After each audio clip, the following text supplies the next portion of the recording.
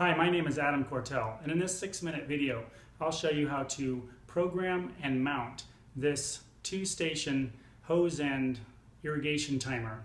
I said 2-station because this side port right here is actually for manual use and is not programmable, so it's just for 2 stations. Before we get started setting it up, let's just make sure you had everything you should in the box. First is the timer. Next we have 2 AA batteries. There should be an instruction manual, a brace, a couple mounting screws, and then we have this little plastic clamp that goes on to the timer. Okay, we can get set up with this. Just start by pulling off the little sticky over the digital part, and then we can flip it around on its back, pull out the battery compartment, just put in the 2 AA's and just pop right in there. And then this just will slide right back in there. Just seats right in there. This Orbit 2-station timer is pretty easy to set up. I'll start off by setting the clock. So I'll go from the off position to set clock. I'm going to set it for 1:15 p.m. Alright, there we go. And now I'm going to set the start time of station number 1. When do I want it to come on? How about 6 o'clock in the morning? It's still nice and cool at 6. Okay, here we go. And then how long do I want that station 1 to stay on? Let's say I want it to stay on for 25 minutes. Actually, let's just say 30. There we go, 30 minutes. Again, this is for station 1. How often do I want station 1 to come on? Well, right now it would come on every day. Maybe I want it to come on every 3rd day. Here would be every other day. Here would be every 3rd day. And then when it's all set, I can just set it to auto. And now it should be all set to come on at 6 o'clock and stay on for 30 minutes.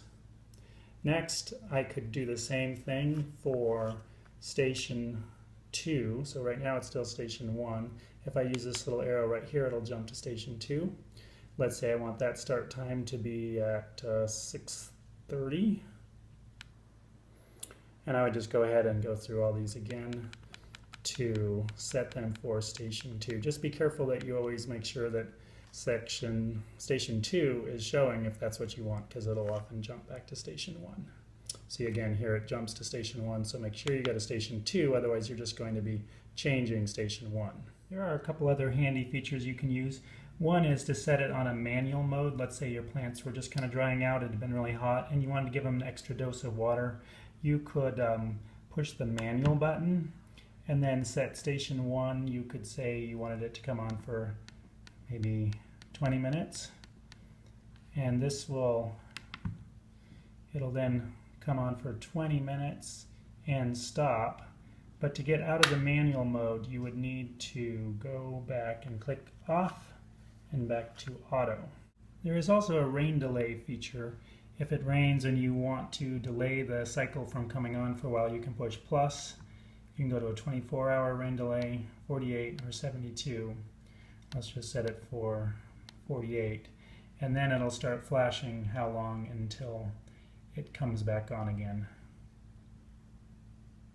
And then if you wanted to clear this, you could just go to off and back to off. Now let's take a look at how we need to mount this.